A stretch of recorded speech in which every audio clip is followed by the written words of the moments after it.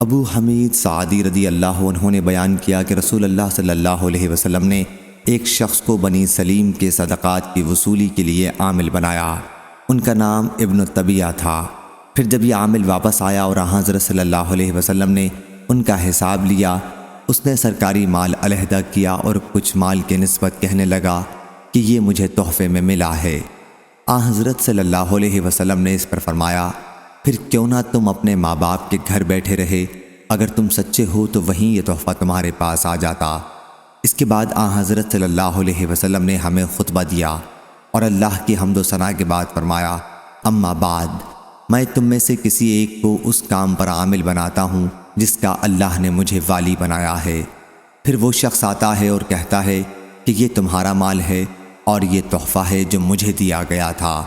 اسے اپنے ماں باپ کے گھر بیٹھا رہنا چاہیے تھا تاکہ اس کا تحفہ وہیں پہنچ جاتا۔ اللہ کی قسم، تم میں سے جو بھی حق کے سوا کوئی چیز لے گا وہ اللہ تعالیٰ سے اس حال میں ملے گا کہ اس چیز کو اٹھائے ہوئے ہوگا۔